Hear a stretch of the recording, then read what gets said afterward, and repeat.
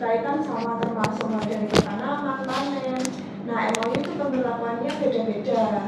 Ada MOU itu tergantung agennya ya, permintaannya seperti apa. Ada yang minta budget pinjaman sama enggak, mandiri sama non mandiri. Kalau yang mandiri untuk kerjasama MOU-nya mandiri itu artinya agen itu mulai dari perawatan sampai panen itu murni uangnya agen. Tapi budget pinjaman dipinjami perusahaan. Tapi nanti panen dipotong itu budget pinjamannya. Nah itu biasanya yang budget pinjaman itu berlaku per hektar. Misal ada 5 petani ya, kayak kamu kemarin tak sebenarnya kan ada simulasi 0,35 dan berapa ya 0,35 misal.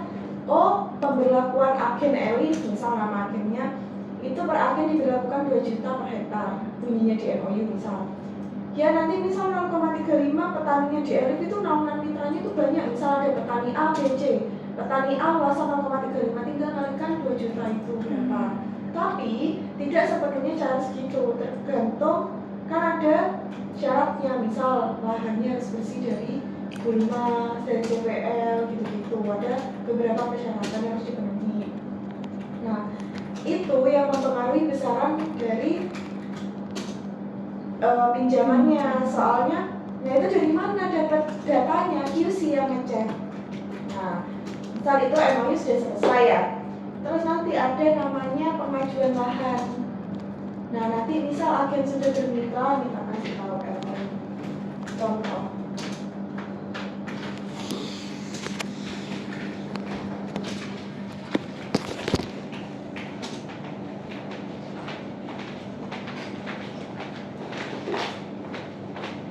Itu contoh kayak gini. Kayak aku lihat sih dari beberapa perusahaan hampir sama punya kurang lebih kayak gini.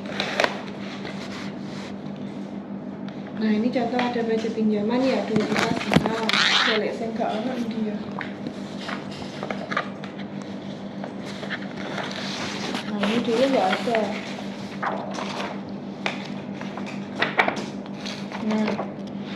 Nah ini kan nggak ada, perusahaan menyediakan benih induk gratis sama gratis, jadi benihnya dari perusahaan.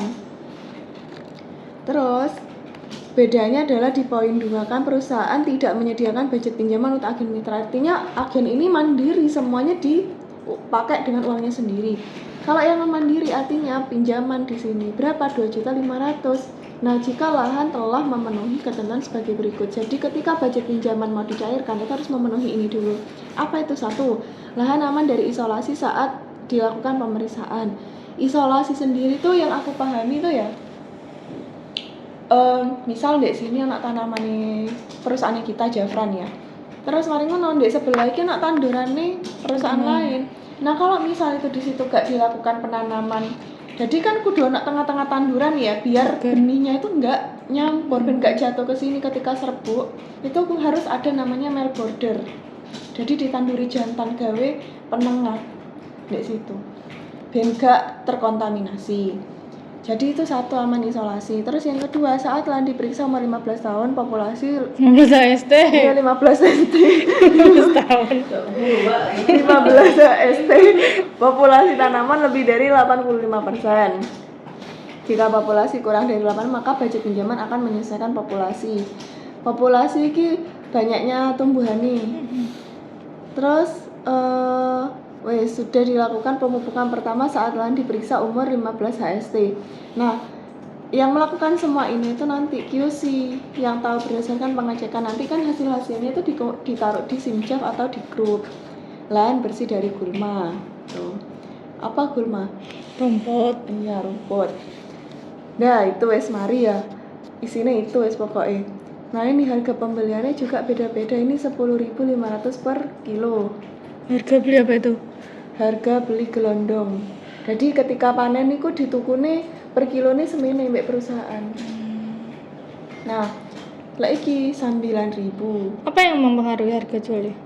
Nah, itu tergantung kesepakatannya agen sama perusahaan. Berarti enggak tergantung kualitasnya? Enggak. Tergantung kesepakatannya. Kalau kualitas juga, lek misalnya tidak sesuai, misal elek ya di reject, tidak gak semene. Saya coba ya, saya timbangan di luar gudang. Pembayaran hasil panen selama 15 hari kerja setelah barang masuk gudang. Rodok hoax iki. Lahan minimal 5 hektar per musim. Lahan katanya diikuti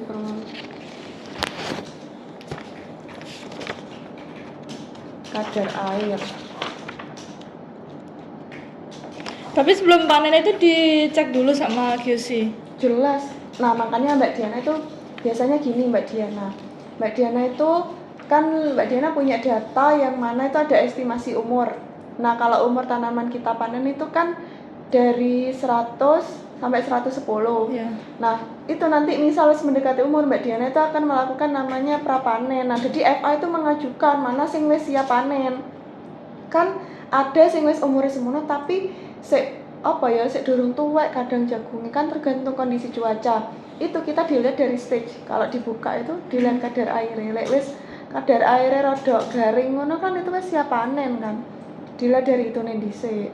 Nah, nanti misal biasanya anak di grup, nanti tak kasih tahu contohnya itu QC ngomong gini.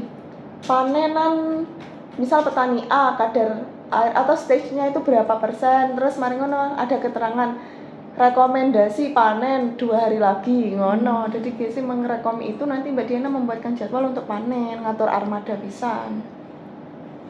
Gitu. Itu MOU. Aku sing gawe MOU nih gak pati paham kok. Gak memahami nemen. Cuman dasarnya aja, sopot pahami kabeh. Tuh. Berarti kalau yang pinjaman itu nanti pas panen ada pemotongan. Iya. Kalau mandiri enggak, cuman langsung dibeli berarti. Terus ada kayak kejadian misal hasil panen nih, misal dari perusahaan di toko murah ya. Karena kan kadang nggak mau, jadi ini nggak dijual di sini. Lalu pemberlakuannya apa ya? Benih induknya diganti. Kan awalnya gratis dari kita kan, aku yang ngirimkan itu kan gratis. Nah itu diganti per kilonya kurang lebih 100.000. Tapi nggak tahu ya kalau di MOU berapa. Tergantung Bu Mira ngasihnya harga berapa. Ada tapi? No, belum ada kejadian seperti itu. Terus habis MOU ya, nanti ada namanya pengajuan lahan. Nah, ya, jelas pisan. Dan enggak begitu takut fotokopi yang 758 Mbak. Apa? Ya Allah, 758 blok artinya 758 segitu. Dari satu? Iya, 758 blok. Mak berarti ada 758 mak. Dikali berapa lembar? Enggak tahu. Fase ada 3 ya kan 3 Iya, 3. kan. Belum yang serti. Halo. Iya, Mbak. Terus nanti ada namanya pengajuan lahan. Rene, kok iso ada itu? Hah?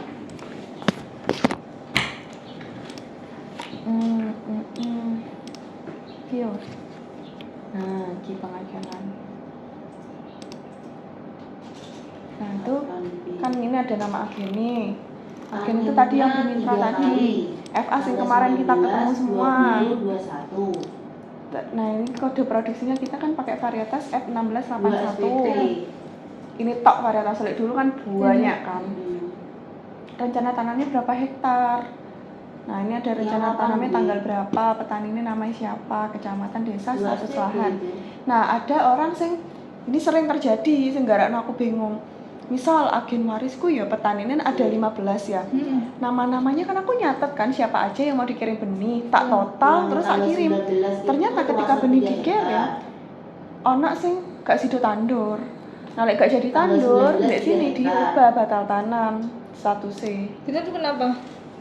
Biasanya batal tanam gara-gara Cuaca. wes ada yang cuaca, misal nek kene wes musim hujan gak iso petani ini njaluk tandur padi karena kan rawan kalau jagung busuk pasti. Ada juga sing batal tanam tuh gara-gara lahannya itu memang banyak tikus, takut terserang tikus. Macem-macem. Terus ada juga kadang kayak kasus di Malang wis tak kirimi benih telat sehari wis dileboni karo kompetitor. Dimasuki Corteva, perusahaan Corteva. Jadi itu ditabrak gitu loh. sama satu. Tapi kan udah kerja sama sih sebenarnya. Iya, jadi Tapi kalau agen sama petani itu kerjasamanya cuman lisan gitu ta. lo enggak MOU juga, cuman MOU kan juga. tergantung ya, ada agen yang memang benar-benar akan kita tahun ini, tahunku ini itu kita pakai big agen, benar-benar agen besar. Misal Semalang, nama agennya agen Muslik ya. Dia itu big agen yang punya banyak hektaran di Semalang Raya. Kan nggak mungkin cuman kerja sama Javran, pasti sama perusahaan lain, Corteva, Syngenta. Kalau misal Javran tidak memberikan benih secara cepat, misal DKI wilayah, oh iki golongan Javran, iki suwi benihne, sedangkan mereka cepat cari untung dan ngejar waktu. Makanya kenapa tanam itu harusnya baiknya itu sampai Juni. 3B. Soalnya kan umurnya 110 ya untuk panen. 3B 110 misal 4 hari. 3 bulan. Kita ngejar mbek waktu ikut dine pas wayahe panen hujan. Mulai tanggal Iya kan? 16 Mei. Busuk akhirnya. Mbaknya kok saya Satu tandur SPP meneh 2 untuk hektar. serakah ini. Berarti 1 tahun itu Terus berapa tanggal kali tanam? 17 Mei 2 1 SPP. tahun itu sekali. Oh, cuma sekali. 1,5 Makanya sama ngebut 6 kalau kali. misal lebih cepet iso 2 kali, Liv.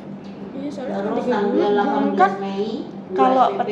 kalau agen yang besar biasanya rata-rata Satu gini. sama Mereka 0,7. pengen tanam jagung di awal ya. Awal bulan itu paling bagus Februari. Iya. Februari, Maret, April, Mei, Juni, 4 bulanan ini. Iku wes api-apike tandur. Mari ngono, kan masuk musim penghujan nih ketika panen. Kan dapat 3 bulan. Maret, April, Mei, Juni, Juli, wes Juli, Agustus. Nah, Agustus itu banyak sing mau tanamnya padi, sing rawan, sing aman-aman ketika hujan gitu. Jadi mereka nggak mau menyia-nyiakan lahannya pisan, kan lahannya banyak yang sewa juga agennya. 0,7. Bukan murni punya agennya. Tuh. Gue les mari pengajuan lahan banyak kan tadi tak data, tak kirim benih. Nanti lewes ngirim benih. Nah, nanti kamu tak ajari kan kebetulan katanya mau ada tanam lagi. Iya. Nanti itu tak Ada kirim lagi ngisi form di sini. 4 hari. Nih contohnya. Terus yang terakhir 19 Cek Mei. itu di sana. Nah, ini 1 nanti SPP. bloknya gak usah Nah. ini. Ini karena untuk dokumen itu beda. 0,17. Luasannya berapa, lokasinya di mana, di total. Misal FA kan kita ngirimnya by FA. 5,8. Satu FA itu ada 3 agen, kadang ada sing 2 agen, ada sing 1. Kayak Fahmi ini kan cuma 1 agen. Ya weh ditambahno petanine sing agen iki ono sopoan. Ini Ferry 2, ono Ferry sapa kok dijadikan 1 berapa hektar dijumlah. Iya, 5,8. Oh 0,819 gitu. 0,19 nanti dikalikan kan per hektarnya 20 mbek 7. Mbak, Ya ini kalikan tak kabarin. Yang Betinane. itu 758 ini kalikan blok. 7 jantannya. Yang pasti betinanya kan lebih besar karena kan 20 kilo ya. Iya. Tuh. Nanti tanda tangannya aku Kalau- sebagai pembuat. Iya, Terus di ACC sama belum diblokir. QC Mbak Kalau Rizky, blokir kan nggak mungkin berkurang setengahnya ya. manajer gitu. Paling berkurang 100-an, Terus habis 200-an ya. itu wis mari pengajuan lahan. Kemungkinan Mari pengajuan lahan Kemungkinan sebenarnya 500 kalau sih, secara Kak. aktualnya kita itu kan ngasih benih. itu toh. Terus kan tanam. Nah, Ya, makasih Mbak. Bisa wis tandur. Ya. Nah, ketentuan tanam itu harus 24 jam. Misal kamu tanamnya sekarang jam 10. ya. Berarti maksimal kamu laporan besok jam 10. 10. Makanya kalau diusahakan kalau selesai tanam itu harus segera lapor. Kalau lebih dari itu gimana ya, kita akan mempengaruhi sasaran mutunya produksi, tidak sesuai target, tidak mencapai target nanti. Tuh. Nah, tanam ini yang dilapor nah apa aja. Nih, kamu wes pernah buka kok kemarin. Kayak ada kilonya, penggunaannya berapa. Ini misal nama petaninya Mas Ayi. Varietasnya pasti sama. Juga guys. Nah, luasannya berapa ini kemarin. Nah, enaknya kalau input tanam itu kan sudah ada pengajuan. Nah, input tanam itu cuma tinggal masukkan, tapi FA ini yang isi. Masukkan nomor PL atau ketik aja nama petaninya, nanti ini otomatis terisi semua. Kecuali ini kilonya. Tanggal tanamnya dari luas ke sini tuh wes otomatis nanti. Terus tinggal tanggal tanamnya berapa, tanggal berapa. Jantannya berapa, ini berapa. Terus habis gitu kilonya habis berapa. Kadang kita ngirimkan tadi segini ya, Liv. Misal tak kirimno 2,8 hektar untuk luasan segini ya untuk jantannya. Tapi ketika penggunaan di lapang beda, jadi kudu aktual yang dicantumkan di sini. Tuh. Kalau misal kurang, Misal kurang pengajar lagi nggak apa-apa. Pokoknya QC harus mengetahui itu. Kadang kan anak FA sih nggak jujur toh. Jadinya apa ya? Kita ajuannya ke QC, kan QC yang ngecek lahannya. Itu tujuannya QC itu. Mari tandur. Nah, buat sertifikasi kayak kemarin kamu kan input. Input kan kemarin kita tinggal ngetik nomor blok ya, misal ini. Siapa nama petani nih, misal ini. Nah, otomatis kan. Terus misal kamu sudah simpan kan nanti cetak ya. Ya kan tinggal nyetak, misal mau ngetik jenenge Pak Sopo. Kan kita enak manggil blok biasanya kan sesuai simjaf. Misal ini. Hilang wes nah gini. Nah nanti isi yang ada di sini itu sesuai sama tanamnya, kilonya berapa, ininya berapa, tanggal tanamnya langsung berapa. berarti? Otomatis. Kalau dulu sebelum aku adminnya itu manual, paling dilingkan lewat Excel aja. Nah kita kan enggak tinggal cetak-cetak. kok bisa? Sistemnya Baru. gitu. Habis itu nanti ketika penyaluran benih ya, kan aku membuat ini, terus nanti aku ke processing, dipecah benihnya. Nah benihnya kan pek-pekannya itu kan sesuai sama ini 5 kiloan, jadi dibentuk kayak jagung itu loh. Itu 5 kiloan. Misal lek luasannya lek 0,4 lek sampai 1 hektar kan misal 2,8 ini dipecahkan sayang luasannya sesuai ini gitu. Kan di sini benih apa? Jualnya kan benih, Mbak. Gratis dari kita, nggak dijual. Enggak. Loh. Bukan ke sini, keluar maksudnya. Bukan ke apa? Bukan ke agen. Bukan ke agen. Oh kan iya. benih. Jualnya. Nah, agen itu benih yang ditanam itu sama kayak yang diproduksi di sini. Apa beda? Nah, perusahaan ini tuh yang tanam itu ada 2 departemen, produksi sama R&D. Nah, kalau produksi, nah hasil produksi itu kadang gini, hasil produksinya kita, misal aku mengirimkan sekian ya, 0,40 hektar, semene kilone wis ya. Tapi kan misal kamu tanam sebiji, itu kan iso ngasilno akeh. Banyak lahan kan? Banyak itu. Nah, itu nanti hasilnya ada yang dibuat kita tanam lagi, ada yang dikirim ke kayak ke marketing, didownloadkan ke Sumatera, ke mana? Sebentar aku ngangkat Mbak Tuti. Halo? Ya. Nah, aku itu buat SPB, surat pengadaan barang ke keuangan. Nanti keuangan menyampaikan ke R&D. Mbak butuh benih, kan yang menyiapkan R&D tuh yang menyiapkan benih kan R&D. Benihnya kan kita dapat putih. Kenapa harus lewat R&D? Karena di treatment, dikasih obat. Kalau dikasih obat tuh warnanya merah. Nanti kamu pas pengiriman tak ajak ke gudang, tak kasih tahu pecahannya seperti apa. Iki lho bedane betina mbek jantan itu obatnya seperti apa. Benihnya aja beda. Lek betina aku kayak bulet-bulet, lek sing jantan kayak lonjong-lonjong. Lonjong-lonjong gepeng ngono. Itu terus sih ngono. Gitu aja. Selanjutnya kok Mbak Diana, aku tanya-tanya nih Mbak Diana rada senggang itu. Saiki saya ruwet itu. Gak bisa diganggu gugat.